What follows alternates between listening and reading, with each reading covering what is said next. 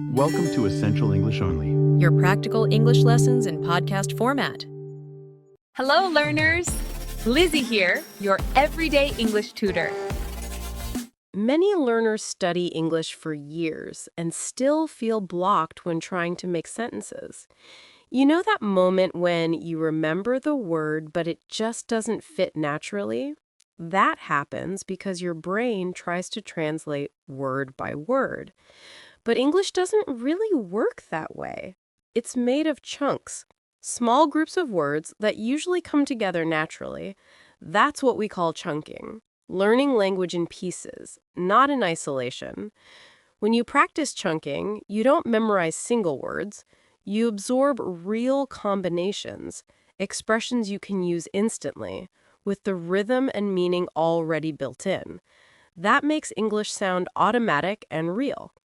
Today, Lizzy will show you how it works in practice, with 12 useful words that many learners don't usually study, but hear all the time in real conversations. You'll see how one word can change its meaning depending on the sentence and situation.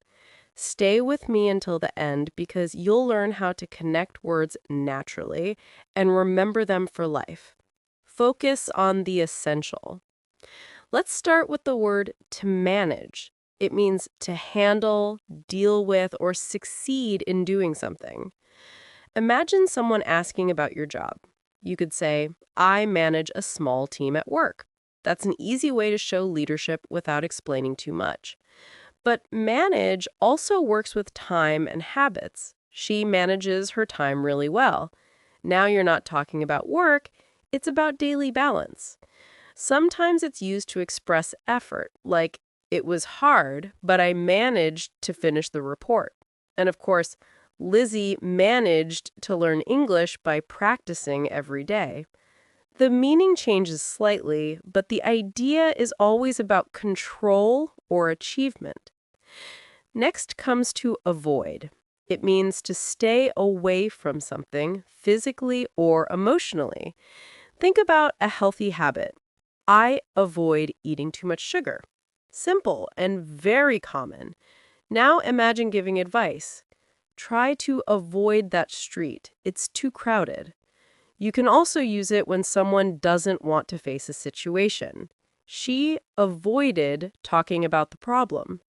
And in a routine example, Lizzy avoids watching TV before bed. Notice how avoid is usually followed by a verb ending in ing. That pattern, avoid doing something, is a useful chunk to repeat several times. Now, let's move to lend. It means to give something temporarily to someone. Remember, the person who gives is the one who lends. So if you need a pen, you say, can you lend me your pen? Or you can recall a weekend moment. My dad lent me his car last weekend. In the past, lend becomes lent. You might also say, I never lend money to strangers. And of course, Lizzy lent her book to a friend and he hasn't returned it yet. Same word, different uses. That's the idea of chunking in action. Now, let's talk about to handle. It also means to deal with, but it's more about taking action or facing something directly. For example, I handle customer complaints at work. It can also be physical, like be careful when you handle this glass. Emotionally, it works too. She handled the bad news very well. And bringing it to Lizzy, Lizzy knows how to handle stress during busy weeks. Every time the situation changes, the feeling of the word changes too. And that's how you build real understanding. Our next word is to afford. It means to have enough money, time, or energy for something. When someone says, I can't afford a new phone right now, it's not just about money, it's about priorities. You can also use it for time. We can't afford to waste time. Then a positive example. After saving for months, I could finally afford a trip to Japan. And with Lizzy, Lizzy can afford to take a break after working so hard. Always remember, afford is followed by to plus verb like to buy, to rest, or to travel. Let's move on to remind. It means to make someone remember something. It's a very practical word. You can say, please remind me to call my mom later. Or, this message reminds me of our meeting tomorrow. It can also bring emotions like, that song reminds me of my childhood. And in a teaching moment, Lizzy reminded her students to keep practicing every day. Remember, remind is always about helping someone else remember, not yourself. Are these tips working for you? The best way to say yes is with a like. The next word is to realize. It means to understand something clearly or to suddenly become aware of it. For example, I just realized I forgot my keys. You can also say, she realized how important it was to spend time with her family. During a talk, you might notice something new. While talking to Lizzy, I realized I need to practice more. And emotionally, Lizzy realized she was finally confident speaking English. Realize always brings that moment of clarity, the instant when something finally makes sense.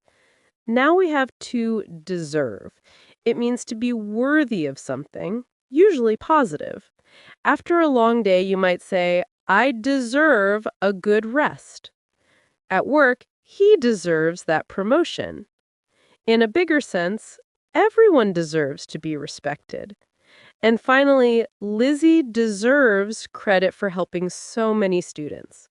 Deserve is great for expressing fairness, appreciation, and empathy. Then comes to guess. It means to imagine, suppose, or say something when you're not sure.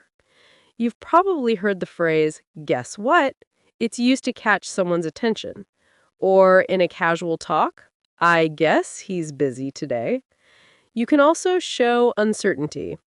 I'm not sure, but I guess this is the right way. And naturally, Lizzy guessed the answer before anyone else.